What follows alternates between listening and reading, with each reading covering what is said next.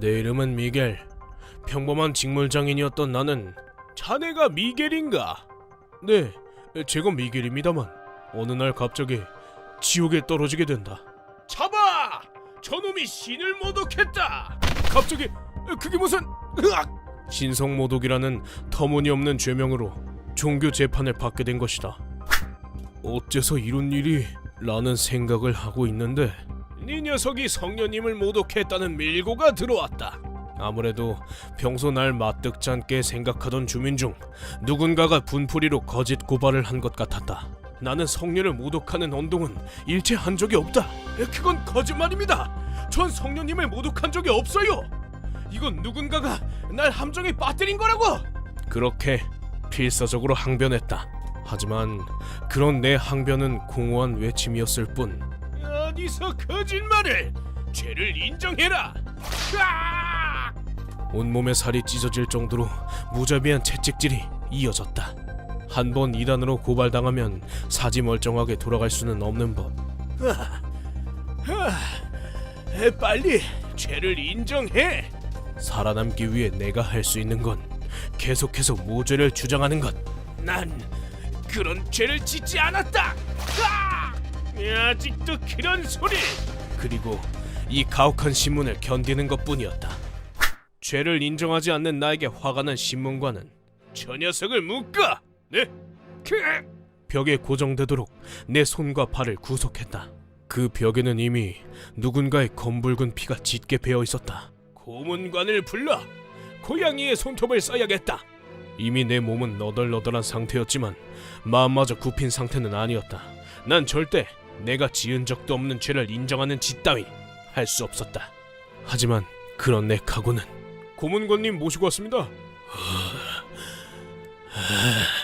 얼마 지나지 않아 산산이 조각나게 된다. 고문관이 가지고 온 독특한 형태를 한 날붙이의 뾰족한 끝이 팔에 살짝 닿자 가벼운 통증이 느껴졌다. 나는 이 다음에 이어질 고통을 참기 위해서 온몸에 힘을 주었다. 하지만 천천히 살을 도려낸다. 그건 무의미한 행위였다는 걸 곧바로 깨달았다. 강렬한 고통과 고통에 의한 열기가 팔을 통해 전류가 흐르듯 전신으로 퍼졌다. 내 오른팔은 살이 찢겨나가 뼈가 훤히 드러나 있었다. 팔이... 게다가 천천히 살을 가르며 느껴지는 죽음의 문턱을 넘나드는 것과 같은 고통. 그건 견딜 수 있는 고통이 아니었다. 어때? 이제 좀 죄를 인정할 마음이 생겼나? 인정할 수 없다. 나는 무죄다. 허위 고발이었을 뿐이라고. 죄를 인정하면 그 즉시 처형당한다. 이 고통을 견디는 것 말고 방법이 없다. 그때 어설픈 각오 따위 버리고 순순히 고개를 끄덕일 것을. 계속해라. 나는 두고두고 후회하게 된다. 스페인식 간지럽히기라도 불리는 이 고문은 생명에 직결되지 않는 부위를 중심으로 행해진다. 처음엔 양팔의 살이 찢겨나간다. 그 다음은 양다리. 조금씩 살을 파고 들어가 결국 뼈가 보일 때까지 찢고 살을 도려낸다. 그리고 등, 목, 얼굴 등 서서히 위험한 부위로 이동하는 것이다. 가능한 한 고문 상대를 오래 괴롭힐 수 있도록. 이미 내 온몸은 수많은 상처 사이로 뼈가 드러나 있었다. 이걸 신문이라고 할 수 있나? 이 정도면 사형 집행이 아닌가? 계속해서 비명을 지른 탓에 말라버린 목에선 더 이상 아무런 소리도 나오지 않았고 머릿속은 온몸에 전해지는 고통으로 가득했다. 이제 끝인가? 그럼 다시 한번 묻지. 이단자 미겔, 이젠 자네의 죄를 인정하나? 그 순간 내게 그의 말은 구원의 목소리와도 같았다. 이 지옥에서 벗어날 수만 있다면 신성 모독죄 따위 인정할 생각이었다. 하지만 내 의지와는 달리 고개를 움직일 수도 목소리를 낼 수도 없었다. 이래서야 나로선 신문을 계속할 수밖에 없겠군. 나는 그 이후로도 몇 시간을 더 온몸에 살이 찢겨나가는 고문을 받은 뒤 결국 죽고 말았다. 이건 정상이 아니다. 내 이름은 아민. 소말리아에 살고 있는 26살의 주부다. 내가 결혼한 건 17살 때. 잘 부탁드려요. 나도 잘 부탁하지. 결혼 상대는 당시 아버지 회사에서 에이스라고 불리던 사원으로 7살 연상의 남자였다. 17살에 결혼이라니.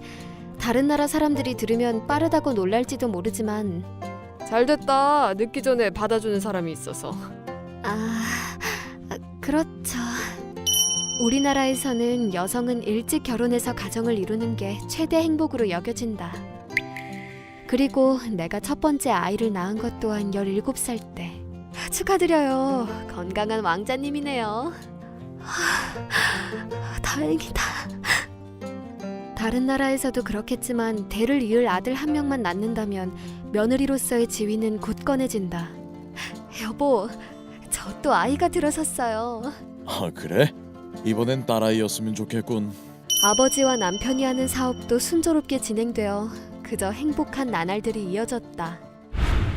하지만 그런 행복의 그림자가 드리워진 건 내가 23살 때. 왜 이러지? 피가... 처음 시작은 아직 생리 때가 아닌데도 하복부에서 시작된 출혈이었다. 하복부에 출혈이 있을 경우 보통 병원에 가지만 난 건강에 자신이 있었다.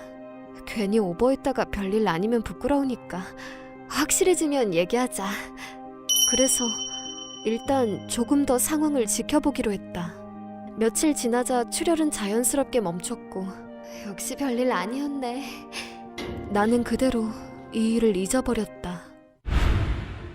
그런데 부주의함에 대한 값은 6개월 후 지불하게 된다. 여보, 괜찮아? 나 요즘 식욕이 없어. 자꾸 가슴도 두근두근하고. 세 번째 아이를 임신 중인데 심장 떨림은 물론 현기증에 식욕 부진까지 겹친 것이다. 게다가 몸도 안 좋은데 하복부에 간헐적인 통증까지 찾아왔다. 여보, 나 배가 너무 아파. 뭐? 배가 아프다고? 빨리 병원 가자. 남편의 차를 타고 자주 가던 산부인과에 간 나는 곧바로 검사를 받았다. 아민 씨, 놀라지 말고 지금부터 제가 하는 말 잘 들으세요. 아민 씨 뱃속엔 지금 아기가 한 명 더 있는 것 같습니다. 의사의 말에 의하면 또 다른 아기는 자궁외 임신의 일종인 복강내 임신이라고 했다. 자궁외 임신이란 수정란이 자궁 내막이 아닌 곳에 착상해서 태아의 발육이 시작되는 것으로 이런 일이 일어날 확률은 1% 정도이다. 이 경우 태아가 자라면서 뱃속의 장기가 파열되는 경우도 있다고 했다. 선생님, 그럼 저희 아이는 어떻게 되는 건가요? 자궁 내 아이는 아직까진 괜찮습니다만 복강내 임신된 아이는 죄송하지만 의사 선생님의 말에 눈물이 왈칵 쏟아졌다. 임신 중 개복 수술은 위험이 따르지만 복강내 아이가 자라면 산모는 물론 자궁 내 아이까지 위험할 수 있습니다. 그렇게 나는 복강내 임신된 아이를 지우는 수술을 받기로 했다. 수술을 끝내고 마취해서 깨어난 나는 여전히 부풀어 있는 배를 보았고 뱃속의 아이가 무사하다는 생각에 안도의 숨을 내쉬었다. 기분이 좀 어떠세요? 뱃속의 아이가 무사해서 다행이라고 생각하던 참이에요. 그렇게 말하자 의사 선생님은 조금 복잡한 표정을 지었다. 그리고 의사 선생님은 놀랄만한 사실을 내게 알려주었다. 아민 씨의 뱃속에서 꺼낸 아기는 석태아였습니다. 석태아요? 들어본 적 없는 단어에 고개를 갸웃하자 의사 선생님은 석태아에 대해서 설명해 주셨다. 석태아란 자궁의 임신에 의해 사망한 태아의 화석화가 진행되면서 나타나는 극히 드문 증상이라고 한다. 발생 확률도 모든 임신을 통틀어 0.00054%로 매우 희귀한 증상이고 지난 400년간 의학 문헌에 등재된 증례도 겨우 300건이 안 된다나.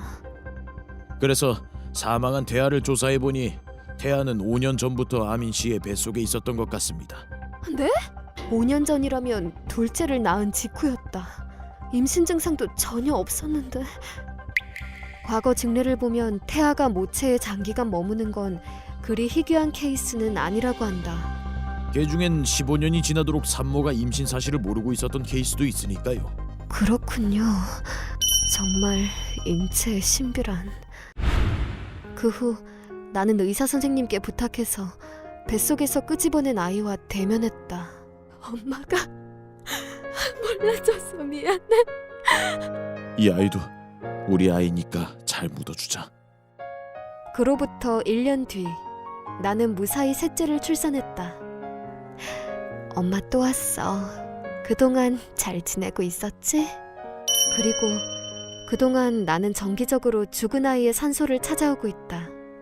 아이에게 우리 가족들의 이야기를 전해주기 위해서. 내 이름은 니시 다이스케. 니시, 너 지금 뭐 하자는 거야? 빨리 전화 안 받아? 지금까지의 인생이 송두리째 흔들리고 있는 멍청이다. 뒤돌아보면 내 인생은 전부 공부뿐이었다. 아들, 오늘은 글자 공부할까? 네. 철이 들기 전부터 엄마는 내게 두뇌 발달을 이유로 글자를 가르쳤다. 철이 들기 시작할 때부턴 부모님께 귀에 딱지가 않도록 들은 말이 있다. 아들, 넌 무조건 동경대에 가야 해. 알지? 그럼 우리는 못 갔어도 우리 아들은 똑똑하니까 갈 수 있을 거야. 부모님 대신 동경대에 가는 것. 그건 내 인생에 반복적으로 주입된 저주였다. 그런 가정에서 자란 나는 당연하게도 공부에 절여진 하루하루를 보냈다. 니시, 너 이번에 새로 나온 포켓몬 게임 샀어? 미안한데 나 게임 같은 거 안 해. 말을 걸어도 이런 대답만 돌아오니 친구들은 내게서 멀어져 갔고, 쟨 맨날 공부만 하더라. 저런 애들 보고 범생이라고 하잖냐. 범생이 웨스트라는 별명까지 생겼다. 하지만 그런 애들은 얼마 안 가 내 시야에서 사라져갔다. 중학교에 올라가자 걔네들은 공립에 가고, 역시 우리 아들 지역 명문 중에 떡하니 붙고 어우 자랑스러워서 어째. 난 사립중으로 가게 되었기 때문이다. 중학교에서 고등학교로 넘어가서도 난 그저 공부만 했고, 동경대에 가고 싶으면 다른 사람들의 10배, 아니 100배는 더 노력해야지. 여전히 친구 한 명 없었다. 주변엔 경쟁자뿐. 그리고 난 동경대 법학부에 합격했다. 축하한다 우리 아들. 축하는 무슨, 공부는 이제부터 시작인데 라고 말은 했지만 난 가슴속 한켠에 뻥하고 큰 구멍이 생긴 듯한 기분이 들었다.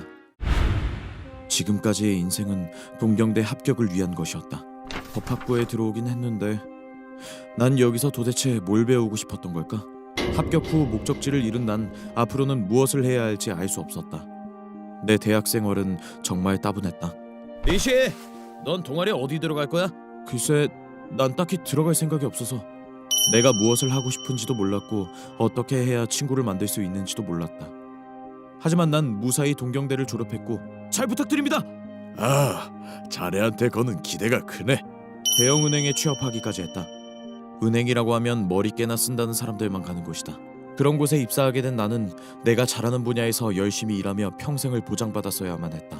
그런데 입사 후 날 기다리고 있던 건, 자네는 이 친구와 함께 영업직을 맡아주게.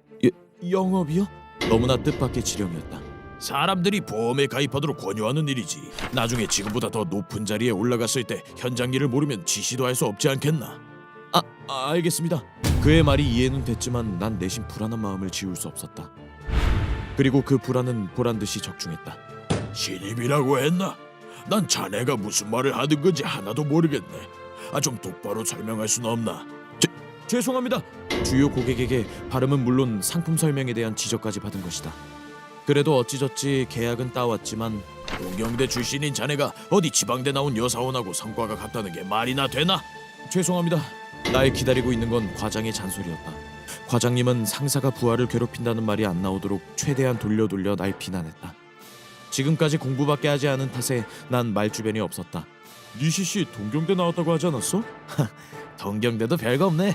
하지만 다른 사람들은 내가 동경대를 나왔다는 이유로 내게 과도한 기대를 하고 있었다.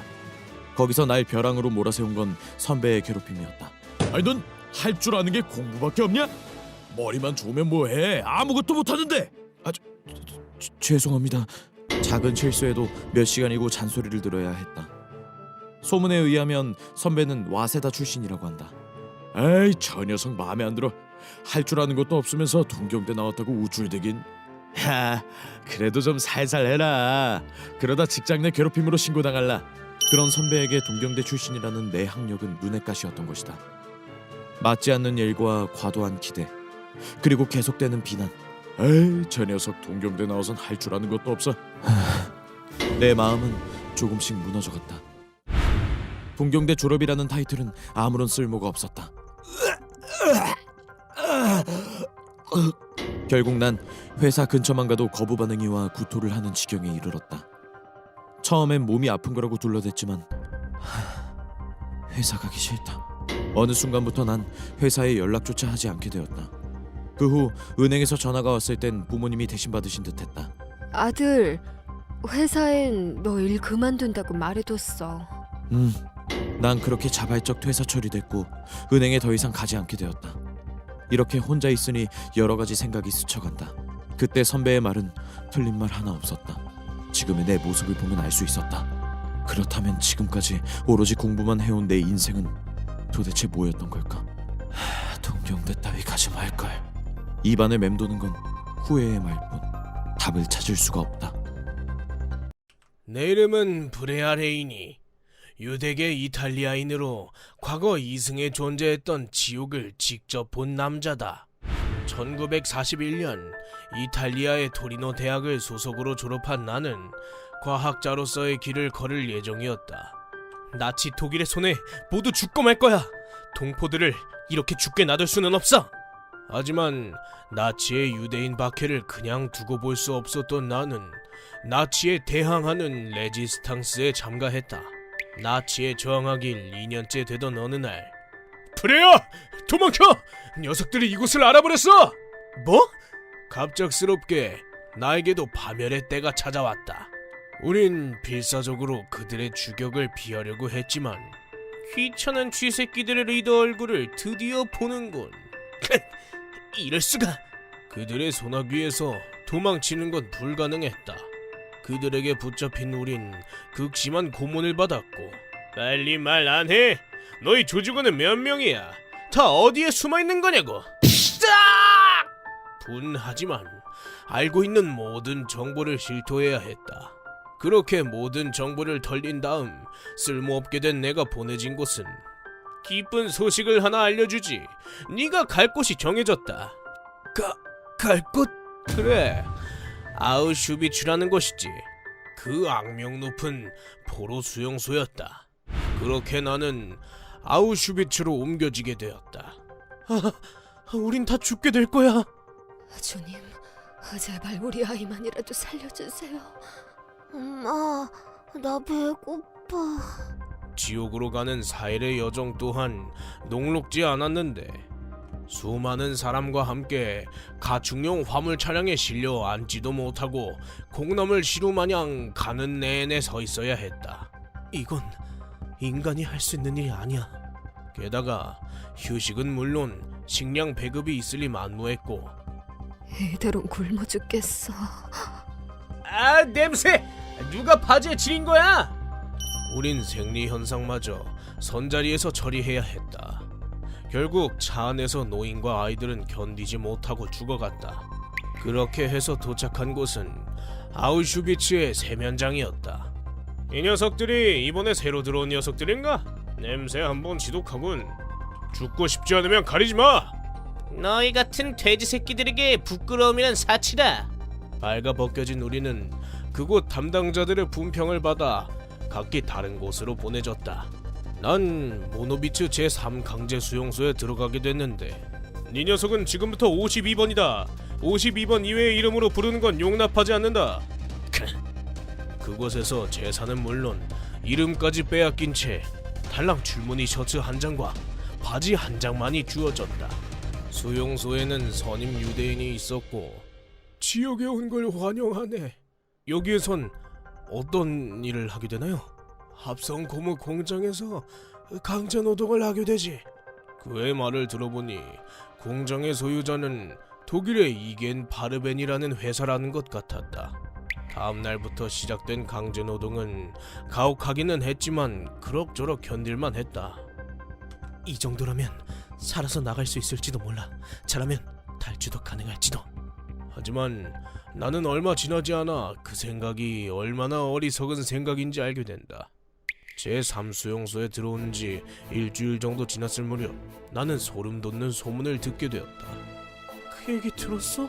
우리랑 같이 온 사람 중 대부분은 가스실로 보내줬다는 소문. 뭐? 그 소문은 사실이었다. 4일간 짧은 여행을 함께했던 600여 명 중 500명 이상의 사람이 이곳에 온 지 이틀이 채 지나기 전에 목숨을 잃은 것이다. 이 수용소에는 세 종류의 수감자가 있다. 독일 출신의 형사범, 정치범, 그리고 우리 유대인들. 저리 꺼지라고! 이 유대인 자식아! 으악! 그리고 우리는 이곳에서 최하위 계급이었다. 그리고 수용소에서의 생활이 길어질수록 우리 유대인들 사이의 관계도 변해갔는데 내 담요 내놔! 싫어! 네가 내놔! 극심한 주의 속 얇은 옷 하나 걸친 우리에게 남은 건 죽느냐 사느냐의 문제였다. 게다가 유대인들끼리의 생존 경쟁도 점점 더 심해졌고 결국 내 밥 어디 갔어? 글쎄 어디 갔으려나. 힘없는 사람은 물론 틈을 보인 사람들은 모두 자신의 것을 착취당했다. 익히 들어 알고는 있었지만 이곳은 지옥이 분명했다. 거기 너 빨리 안 내놔. 제발 이것마저 없으면 난 죽는다고. 학대받는 유대인이 유대인끼리 계층을 만들고 다시 약자를 학대하니 말이다. 그렇게 계속 자신의 것을 빼앗기던 약자는 마지막으로 삶의 의지마저 빼앗기게 되고. 간수! 이 녀석 농땡이 피우고 있다고! 2달이째 되기도 전에 차가운 시체가 되고 마는 것이다. 그리고 학대받았음에도 불구하고 같은 유대인이라는 의식은 사라져. 채찍 가져와! 네! 도와줘! 같은 유대인이잖아! 제발 우린 동포라고! 나치에 가담하는 자들마저 나타났다. 이것이야말로 나치가 그토록 부르짖던 보기 흉한 유대인의 모습이겠지. 살려줘! 제발 이 아이만이라도! 우리 같은 동포 아닌가? 설마 이런 식으로 우릴 죽이려는 건 아니겠지? 조용히 해. 너희들을 살려줬다간 다음에 그 방에 들어가는 건 내가 된다고.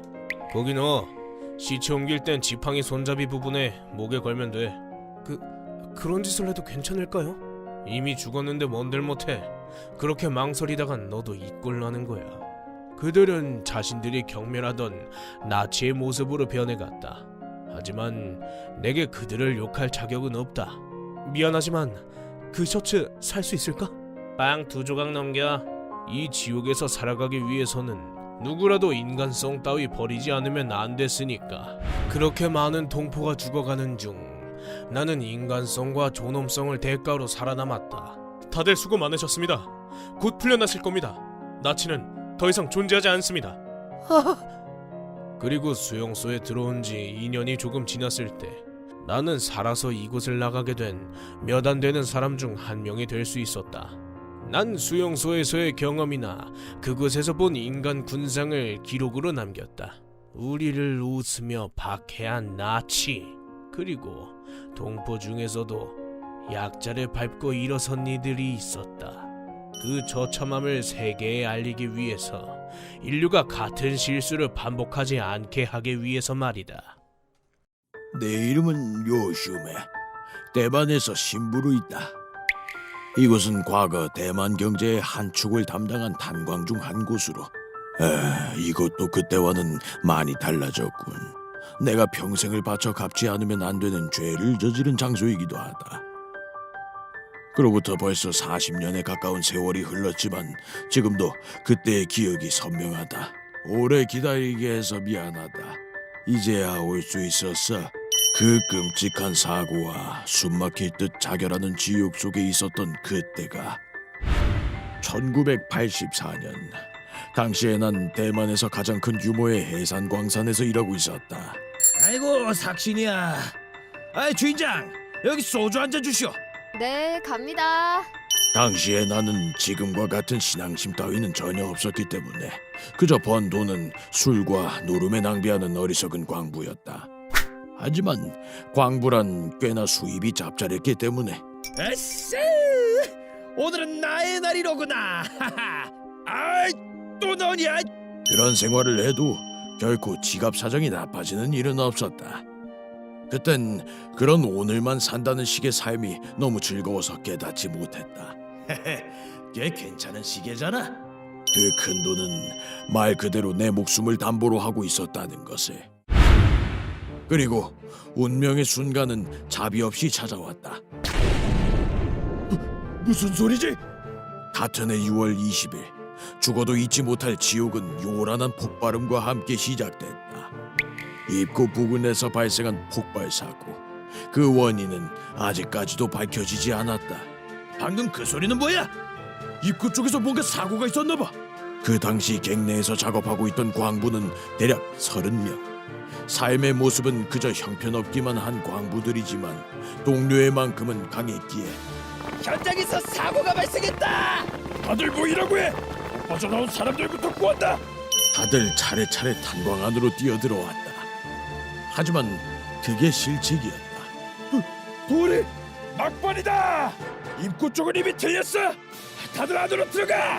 입구 부근의 낙반 사고로 인해 결과적으로 94명의 광부가 갱내에 갇히게 된 것이다.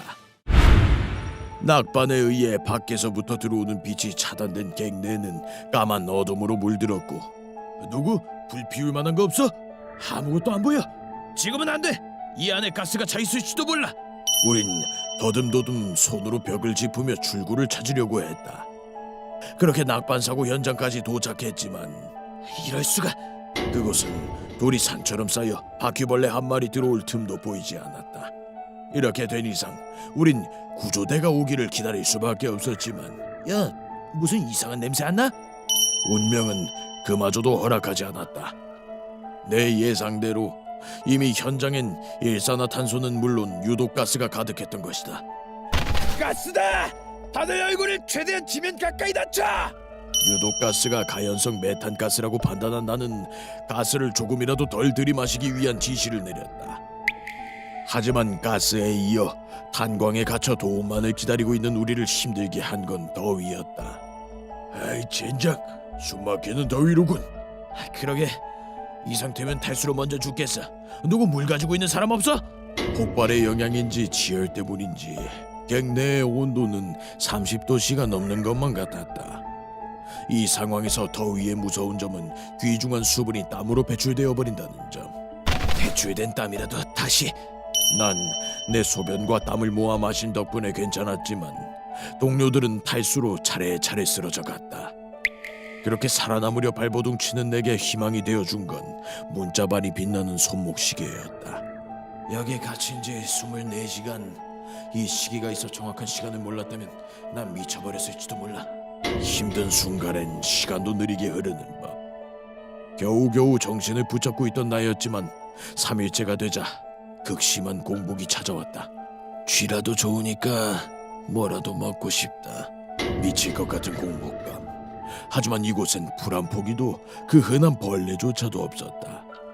바친 지 3일이 지나고 4일째가 될 무렵 난 결국 굶주린 배를 채우기 위해 쓰러진 동료의 시체를 입에 댔다.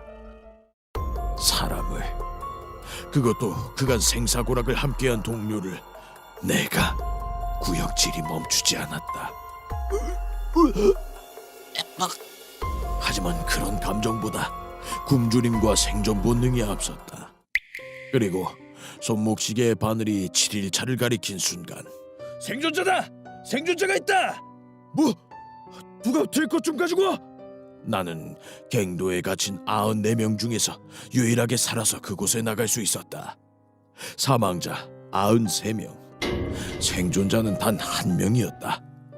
병원에 수용된 나는 따뜻하고 안전한 침대로 옮겨졌지만 도저히 잠들 수가 없었다.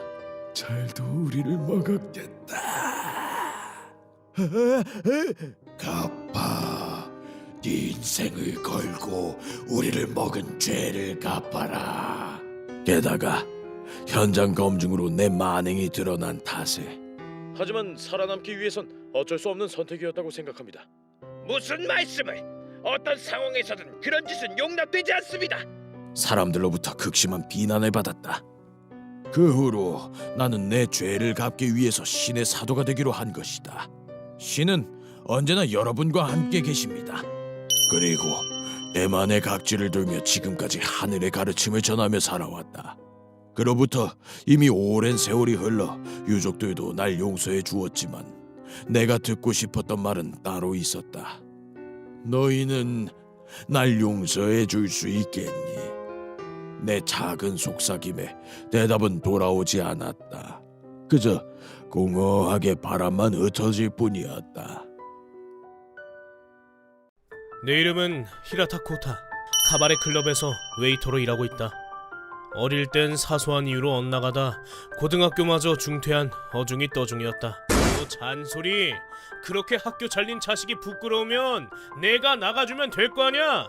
코타! 학교를 관두고 집에 있기 불편했던 난 무작정 집을 나왔고, 그 후 도쿄로 왔지만 고등학교 중퇴에 주소도 불분명한 어린애를 받아주는 곳은 없었다. 아, 배고프다. 결국 난 가출한 지 일주일도 안 돼서 공복으로 움직일 수 없게 되었다. 그때 날 걷어주신 분이 이 가게의 사장님이었다. 오명아, 너 배고파서 거기 그러고 있는 거냐? 네. 사장님은 나를 데리고 규동집에 가서는 배가 터질 때까지 규동을 먹게 해주셨다. 달콤하고 따뜻한 규동을 먹으면서 애처럼 우는 내게, 너 어디 갈 곳 있는 거 아니면 나 따라와라. 내가 너 밥은 먹고 살게 해줄게. 사장님은 그렇게 말씀해 주셨다. 그날 이후 난 사장님의 가게에서 잡무 담당 겸 웨이터로 일하고 있다. 좋다! 가서 얼음 좀 사와. 네! 밤 장사를 하는 곳이라 손님들도 독특하고 일도 힘들다. 하지만 난 사장님께 갚아야 할 빚이 있다. 게다가 요즘 관심이 가는 여자애도 있고. 에미씨, 기다리셨죠? 여기 얼음이요. 고마워, 히라타. 이 사람은 에미씨. 나보다 2살 많은 이곳 아가씨들의 책임자 중 한 명이다. 솔직히 말해서 난 에미씨에게 끌리고 있다. 히라타, 오늘 일 끝나고 시간 돼? 네, 딱히 일정이 있는 건 아니라. 그래? 그럼 나랑 어디 좀 가자. 그래서 그녀의 제안을 거절한다는 선택지가 내겐 없었다. 일이 끝난 다음 약속대로 그녀와 만난 나는 의외의 사실을 듣게 되었다. 실은 나 가게 관둘까 해. 네? 어째서? 그녀는 오랜 꿈이었던 의류업계의 일을 하고 싶다고 했다. 그녀의 꿈을 응원한다. 하지만 이대로 그녀를 보낼 순 없다. 에미씨, 저 계속 에미씨를 좋아하고 있었습니다. 그래서 난 믿져야 본전이란 생각으로 그녀에게 고백했다. 내 갑작스러운 고백에 에미씨는 조금 놀란 듯 했지만, 그럼 지금 우리 집 올래? 내 마음을 받아준 건지 그날 밤 나는 그녀와 농밀한 시간을 보냈다. 다음날 전날의 여운을 만끽하며 기분 좋게 출근한 나는, 히라타, 너 이리 좀 와봐. 오늘따라 무서운 얼굴을 한 사장님에게 불려가게 되었다. 끌려간 곳은 지하에 있는 수상한 방. 그곳엔 야쿠자들도 있었다. 너 에미랑 잤지? 네? 사장님이 던진 질문에 순간 등골이 서늘해졌다. 카바레 클럽에서 아가씨들은 상품과도 같다. 그런 아가씨들에게 손을 대는 건 당연히 금지되어 있다. 진짠가 보네. 전날 밤 분위기에 휩쓸린 난 그런 기본적인 것도 잊고 있었던 것이다. 하지만 내가 놀란 것은 에미 씨와 하룻밤을 보낸 게 본론이 아니었다는 점이었다. 그럼 하나만 더 묻자. 네. 너도 우리 애들 빼돌리는데 가담했냐? 빼돌리다니, 전 그런 거 모릅니다. 그럼 에미가 이번 일의 주도자인 건 아나? 네? 밤 장사하는 곳에서 사람을 빼돌리는 건 암묵적으로 금지되는 행위. 그렇다. 절대 있어서는 안 되는 일인 것이다. 난 필사적으로 결백을 주장했지만 설득력이 있으리 만무했다. 넌 결백을 증명하기 전까진 여기 있어줘야겠다. 네. 그렇게 난 본의 아니게 지하에 감금되게 된 것이다. 그날부터 난 끔찍한 시간을 보내야 했다. 빨리 말해! 너도 일조했잖아! 전 정말 아니에요! 정말 아무것도 몰라요! 밤낮 없이 무서운 얼굴을 한 야쿠자들의 협박과 신문이 이어졌고, 먹을 거라곤 삼시세끼 내내 편의점 도시락 하나로 버텨야 했다. 배고파. 당연히 샤워도 할 수 없었고 무엇보다 의자에 앉은 상태로 잠들어야 했기 때문에 괴로웠다. 감금되어 있는 동안 에미 씨에 대해서도 물어왔지만 저 에미 씨는 어떻게 됐나요? 이미 잡혔다는 것 같으니까 곧 시체로 발견되거나 바다 깊은 곳에 묻히겠지. 그렇게 3일 정도 흘렀을 때 사장님이 돌아왔다. 네가 이번 일과 관련 없다는 건 증명됐다. 그럼 김치국 마시지 마라.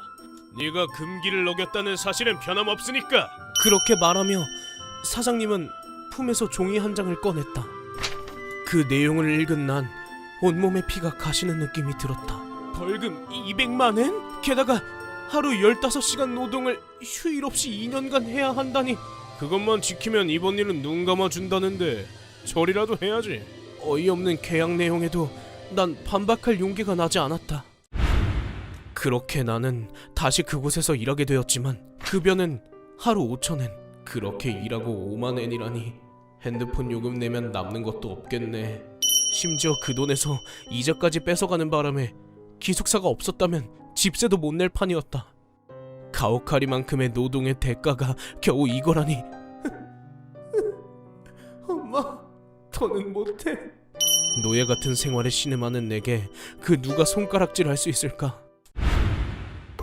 그 후 4개월간 참고 또 참은 나는 감시가 느슨해진 틈을 타 아저씨 빨리!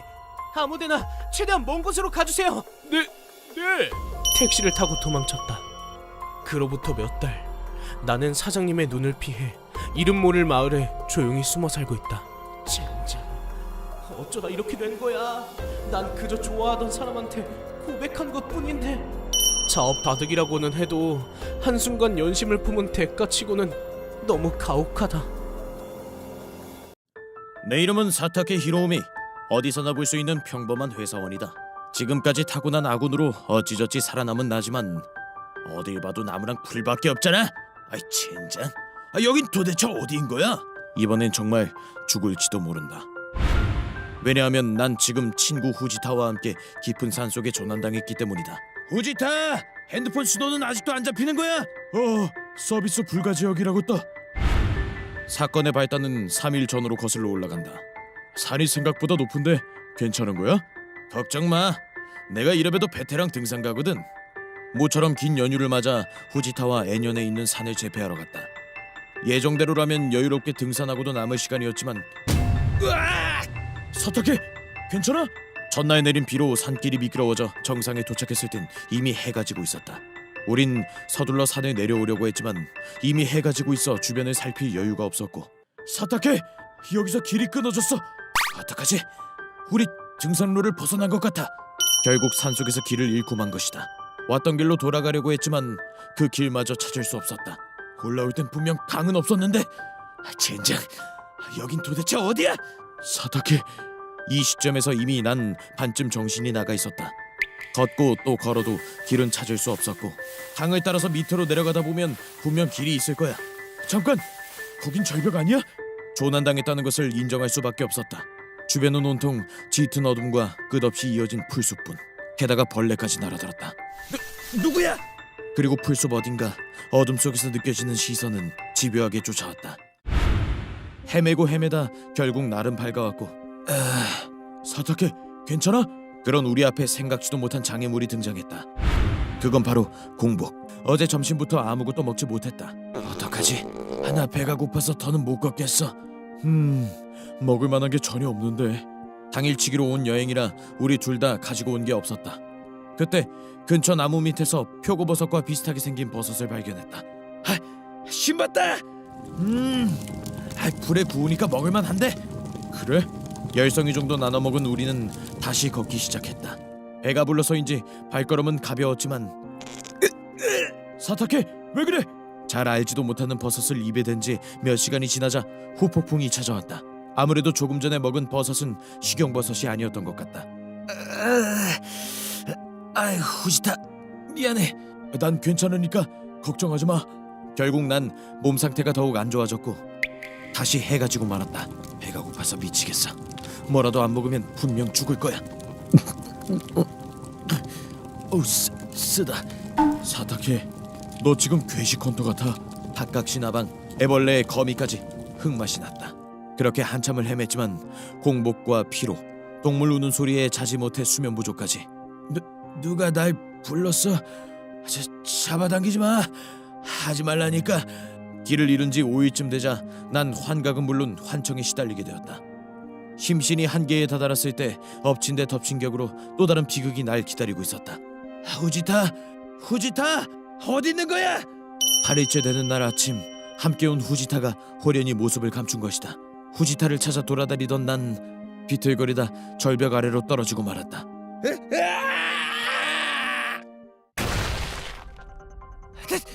다리가 개방선 골절로 다리는 안 움직이고 후지타도 보이지 않자 난 희망의 끈을 놓고 말았다.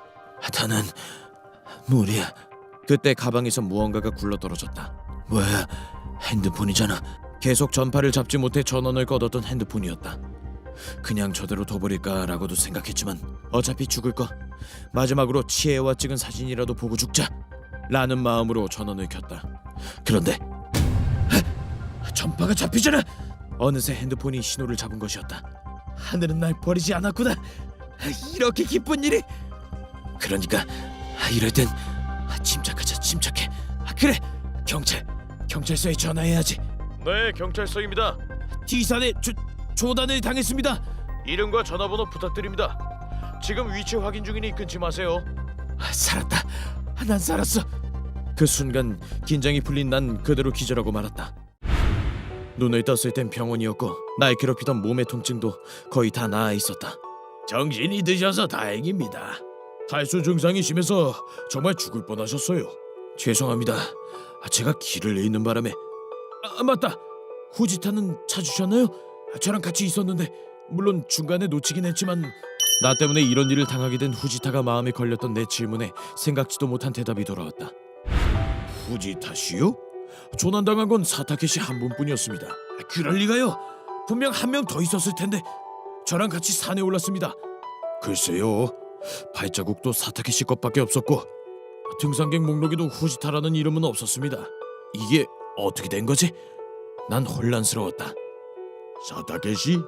그 후지타라는 분은 사타케시가 만들어낸 환각일지도 모릅니다. 환각이요? 네. 극한의 고독이 스트레스가 되어 자기 자신을 속이기도 하거든요. 그럴 리가.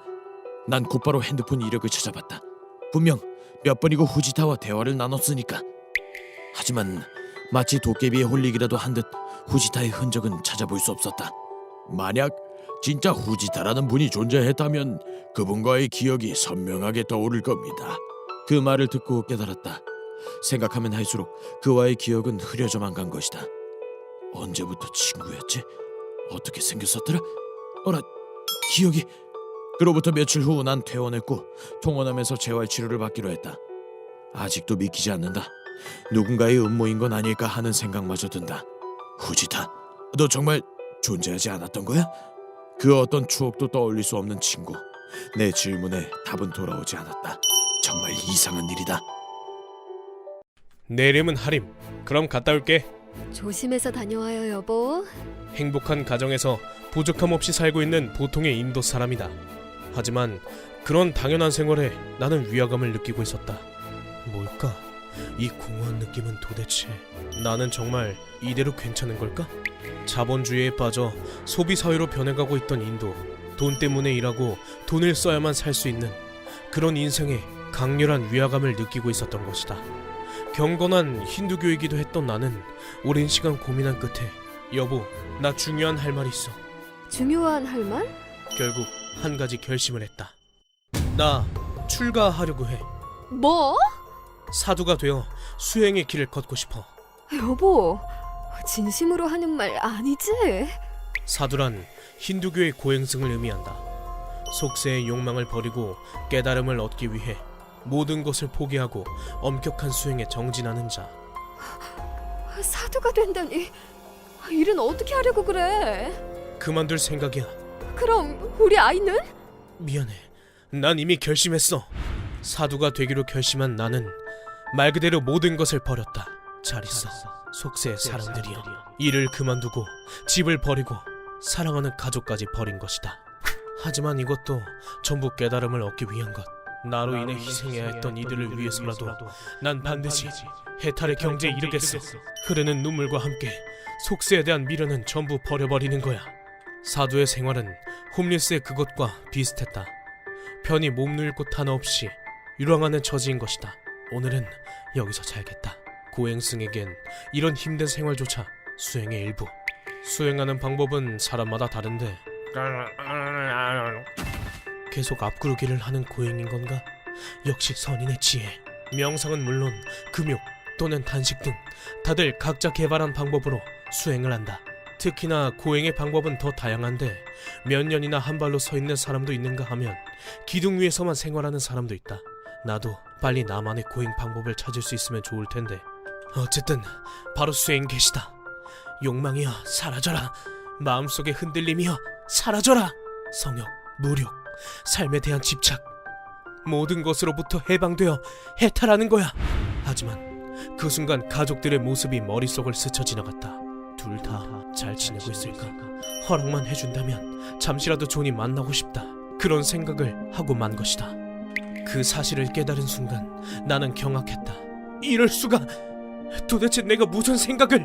그렇게 수행을 거듭해왔는데 난 여전히 석세에 미련을 두고 있지 않은가?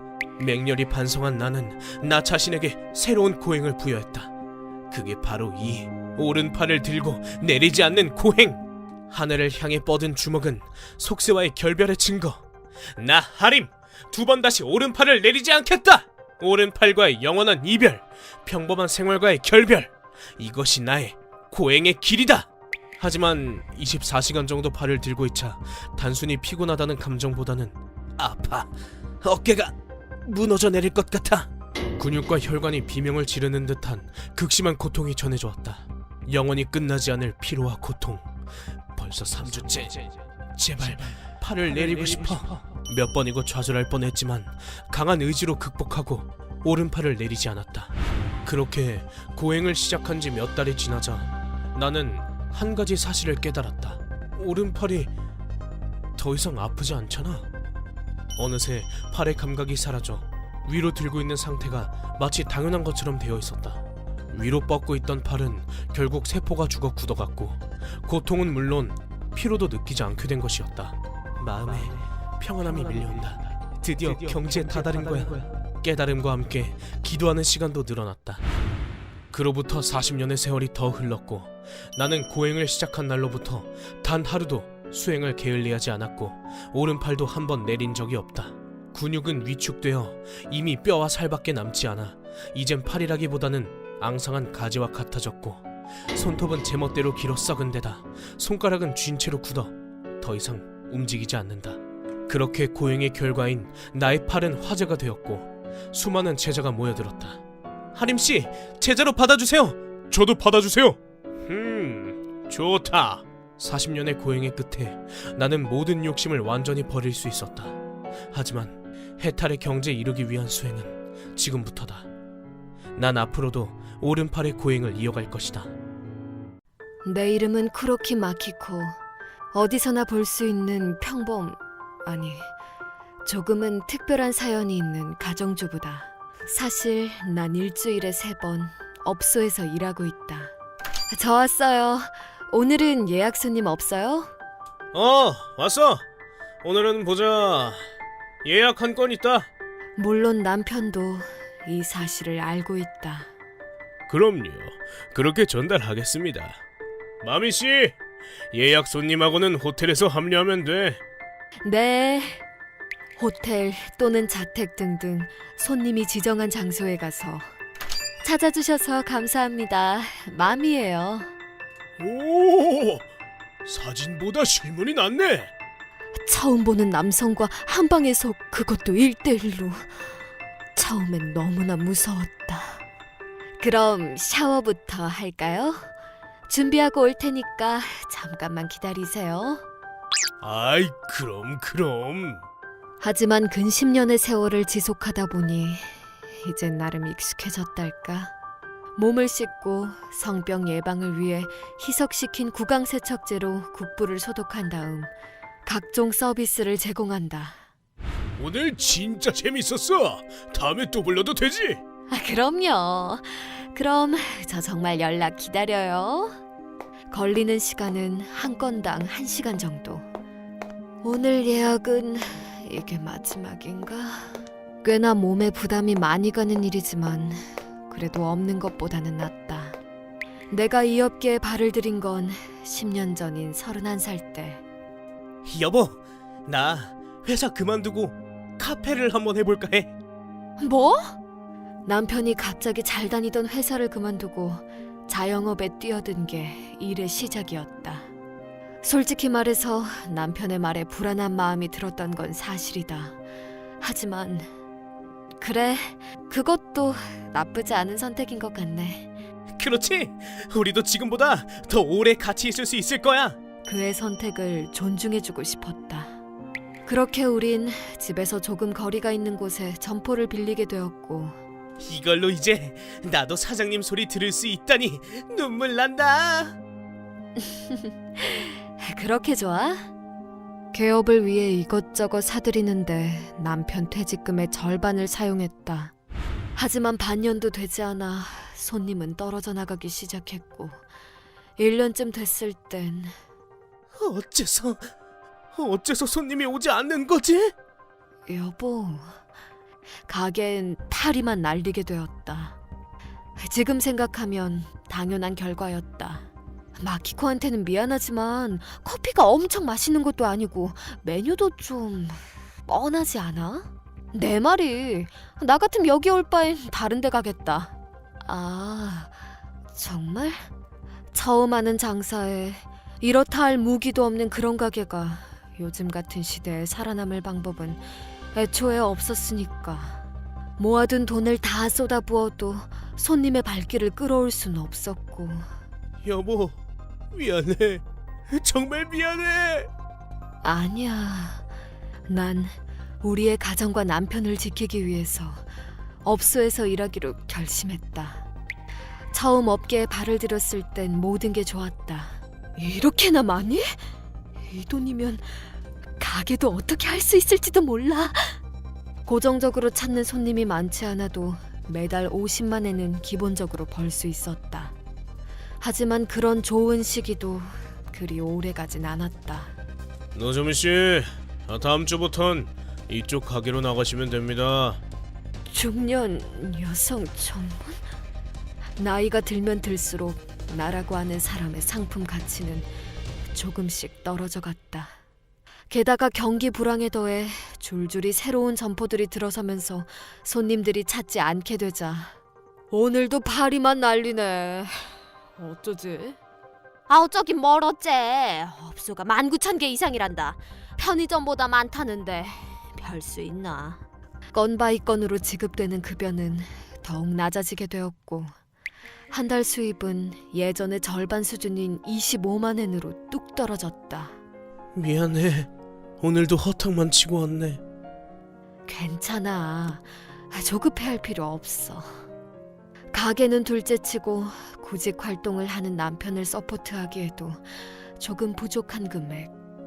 지금은 마트에서 캐셔 일도 병행하면서 어떻게든 생활비를 충당하고 있지만 시급을 좀 낮춰도 될까? 나도 요즘 먹고 살기 힘들어서. 앞으로도 계속 월급은 낮아져만 갈 걸 생각하면 마음이 무겁다. 어느 잡지에서 나 같은 중년 전문업소의 이용 가격이 점점 낮아지고 있다는 기사를 읽은 적이 있다. 30분에 3,900엔, 45분에 5,900엔이라니. 이런 말도 안 되는 돈을 받는 가게도 있단 말이야? 우리 가게는 그 정도는 아니었지만 손님의 지명이 없으면 또 오세요. 우리가 받는 돈을 시급으로 따지면 편의점 알바랑 비슷하거나 그보다 적을 때도 있다. 그런데도 난 지금은 이 일에서 손을 뗄 수가 없다. 적어도 남편이 직장을 찾아서 수입이 안정될 때까진. 그날이 오는 것과 내 상품 가치가 완전히 바닥을 치는 것 중 과연 뭐가 더 빠를까?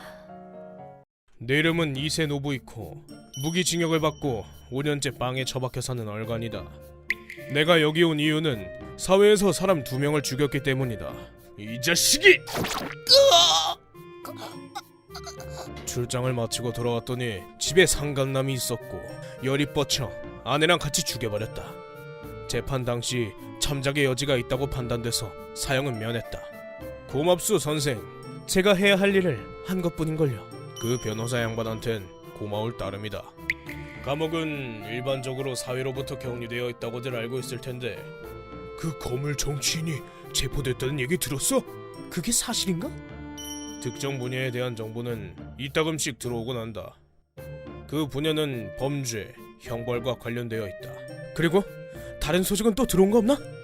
그러니까 그날 면회를 한 죄수는 빵의 인기 스타가 된다. 다들 정보를 갈구하기 때문이다.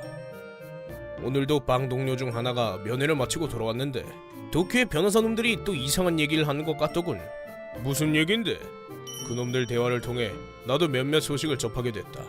그 뭐냐, 전 세계적으로 사형 폐지가 트렌드니까 일본도 폐지하자, 뭐 그런 얘기? 난 또 뭐라고? 얼척없군. 깜빵의 죄수들은 하나같이 어이없다는 표정을 지었다. 나를 포함한 죄수들은 당연히 실수를 터뜨렸다. 헛똑똑이 양반들 같으니. 높으신 분들 생각은 당최 이해할 수가 없다니까. 공부를 너무 많이 해서 맛이 갔나 보지. 머릿속이 꽃받친 거야. 여기 모인 죄수들 꼬락서니를 본다면 죽여버릴 거야, 싹 다. 야! 덤벼라 자식들아! 야! 내 전생이 뭔지 알아? 내가 새 시대를 연 위인이었어. 그딴 헛소리는 입 밖으로 꺼내지도 못할 텐데. 교도소 생활을 하며 느낀 건데 형법을 논하는 정치인들은 사형은 절대 허용해선 안 돼. 사형의 잔악성에 눈이 먼 나머지 중요한 사실을 놓치고 있는 건 아닌가 싶다. 사형은 야만적이고 사형수는 불쌍한 사람이라고? 개소리하네. 중요한 건 바로 사형 판결을 받은 인간이 어떤 동기로 무슨 짓을 저질렀는가, 그거 아니겠는가? 내가 아는 한 예시를 소개하겠다. 사형 판결을 받은 인간이 얼마나 쓰레기인지를. 첫 번째는 여자한테 차이고 이성을 잃어서 여자를 그 자리에서 때려눕힌 다음 내가 뭘 잘못했다고 그러는데! 여자의 옷으로 목 졸라 죽인 남자다. 시체를 태워 증거인멸을 꾀하고 도주자금을 훔치기 위해 단골 카페에 숨어들었다가 돈될 만한 물건이 자고 있는 여자 집주인을 발견했다. 불온한 마음을 품고 몹쓸 짓을 하려다가 깨어난 여자가 반항해서 콘센트 줄로 너도 내가 우스워 보이지? 죽어라! 그 여자도 가차없이 죽였다. 참고로 그놈은 초범이었고 그날 멀쩡하게 일도 했었다. 누구든 한번 엇나가면 몰락하는 건 순식간이지. 이 다음 케이스는 상당한 수준의 악질이다. 남자 둘이 공모를 해서 자산가 노인을 습격했다. 야? 아직 죽이지 마. 그놈들은 당장 죽지 않을 정도로 노인을 찔렀다. 제발 구급차 좀. 저 영감이 뭐라는 거야? 냅둬. 우린 저 영감을 미끼로 돈이나 받으면 돼. 고통스러워하는 노인을 15시간이나 방치했다. 돈을 갈취한 놈들은 계획을 틀어서 쓸모가 없어진 노인의 숨통을 끊고 버렸다. 수지 안 맞는 장사군. 꼴랑 100만이 뭐냐, 100만이. 그 100만에는 그날 밤 여자를 끼고 노는데 쓰였다고 한다. 그 밖에도 약값을 구하려고 빈집 털이를 하다가 손해를 마구 찌르거나. 돈 내놔! 역겨운 바비큐 완성! 피해자를 트럼통에 넣고 산채로 태워 죽이는 등 끔찍한 사건에 차고 넘친다. 사형 판결을 받은 놈들이 어떤 놈들인지 그거 먼저 생각하는 게 순서 아닌가? 인권 운운하기 전에 그놈들을 살려뒀을 때 생기는 리스크를 고려하는 게 정치인들이 해야 할 일 아닌가? 유족들의 심정은 또 어떻고? 엄마, 아빠는 어디 갔어? 아빠는 아주 먼 데로 갔어. 사리사욕 때문에 소중한 사람이 목숨을 잃었다. 유족들이 극형 선고를 바라는 건 당연한 일이자 정당한 요구다. 잘나신 변호사 양반이 왜 사형이 필요 없다고 말하는지 이해할 수가 없다. 개인의 복수는 금지되어 있으니 사회가 대신 나서서 원수를 갚아주어야 하지 않을까. 윗대가리들은 질질 끌지 말고 사형 판결을 받은 놈한테 형을 집행해야 한다. 악행을 저지르면 자기한테 되돌아온다는 생각이 범죄 억제로 이어진다. 뭐? 난 사형수 신세는 면했으니까 쉽게 말하는 거라고? 그럴지도 모른다. 부정은 하지 않겠다. 가방끈 짧은 개인의 의견일 뿐이니 각자 알아서 받아들이길 바란다. 나는 오늘도 아내의 유족들에게 사죄의 편지를 쓴다. 읽지 않더라도 어쩔 수 없지만 지금 내가 할 수 있는 건 이것뿐이니까. 내 이름은 사이키 후미코. 흔한 엘리트 회사원이다. 잘 나가는 실력파로 회사에서도 실적 1등이다. 영업 실적으로 또 1등을 기록했군. 모두 본받도록 해. 또 회사 전체 1등이로군. 뭐 당연한 거니까. 한때 미래의 간부 후보생으로서 영국 지사에서 1년 정도 일한 적도 있다. 나중 가면 회사 임원, 아니 이 정도면 사장도 꿈꿔볼 만하다. 모두가 인정하는 인생의 승리자다. 하지만 아우, 이놈의 술을 끊어야 하는데 사실 내겐 비밀이 하나 있었으니 기분이 이상하게 불안정하다. 왠지 불안하고 마음이 심란해. 다 잘 되고 있는데 왜 이러지? 업무로 인한 압박감? 아니면 정신적으로 지쳤나? 우울증 아니냐는 말이 나돌면 출세에 악영향이 갈까봐 회사 놈들한테 말도 못한다. 총무부 과장 우울증으로 입원했대. 아 진짜? 곧 승진할 양반이었는데. 반드시 원래대로 돌아가야 한다는 생각에 마음만 급해진다. 그런데 그러던 어느 날, 자네 회의 약속은 어쨌나? 시간 다 됐는데. 네? 아 맞다. 자주 깜빡깜빡하는가 싶더니 자꾸만 사소한 실수를 범했다. 예전 같으면 절대 하지 않을 실수를 말이다.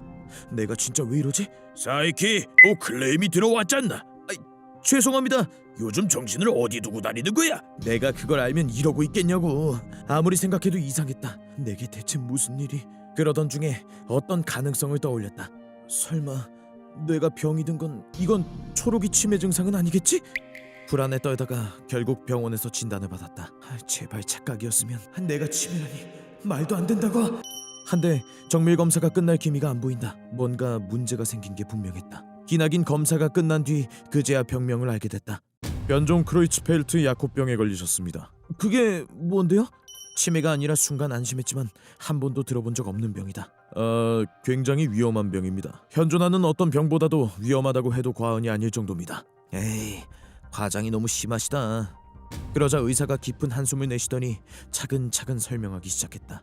변종 크로이츠펠트 야코병은 예전에 화제가 됐던 광우병이다. 통칭 BSE에 감염된 소고기 때문에 발병하는 세계 최악의 병이다. 발병하면 뇌에 침투한 변형 프리온으로 인해 뇌 안에 해면 조직에 구멍이 뻥뻥 뚫리게 된다.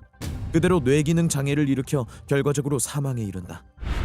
남은 수명은 반년에서 1년 사이입니다. 말도 안 돼. 돈은 얼마든지 낼게요. 최첨단 치료라도 받게 해줘요. 하지만 안타깝지만 광우병의 치사율은 100%입니다. 치료법은 없습니다. 네? 광우병에 걸리고 살아남은 사람은 현재까지 단 한 명도 확인되지 않았습니다. 내가 어쩌다 광우병에 걸린 거지? 광우병은 주로 BSE에 감염된 소고기를 통해 발병하는데 일본은 식육 안전 관리가 철저해서 감염될 리가 없다. 하지만 원인은 금세 밝혀졌다. 환자분 이전에 1년 정도 영국으로 해외 부임하셨죠? 네, 그거랑 관련이 있나요? 거기서 감염됐을 가능성이 있습니다. BSE는 영국에서 시작된 걸로 알려져 있다. 영국은 식육 안전성이 허술했던 시기가 있었고 약 18만 마리의 BSE가 발견되었다. 광우병 발병자의 대부분이 영국에서 나왔다. 내가 영국에 체류했던 시기와도 겹쳤다. 접대식이 스테이크라니 맛도 좋군. 나도 모르는 사이에 BSE에 감염된 소를 먹고 옮은 것이다. 나의 투병 생활은 시작됐다. 광우병 증상은 알츠하이머와 유사하다. 내가 어쩌다. 정신지체와 함께 근육의 무의식적 운동, 기억력 감퇴가 일어난다. 뇌는 갈수록 텅텅 비고 몸을 스스로 제어할 수 없게 된다. 근육이 저 혼자 삐걱거리며 움직인다. 소리에 민감해지고 신경이 매우 날카로워진다. 제어가 되지 않는 근육이 움찔하고 튀어오르며 과한 반응을 보이게 된다. 진행 속도는 무섭게 빠르다. 결국 말기 상태에 돌입한 나는 침대 신세를 졌다. 발병한 후 13개월이 지나 결국 목숨을 잃었다. 사망했습니다. 뇌가 너무 텅텅 비어버려서 호흡도 마음대로 할 수 없게 된 것이다.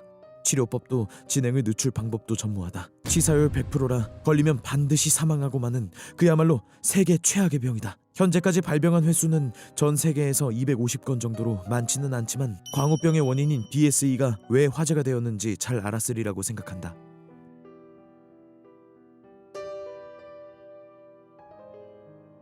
휴먼버그 대학교에서는 인간이 버그를 일으켜버린 순간의 사건들을 여러분들에게 소개하고 있습니다. 예전 영상들도 꼭 한번 보시기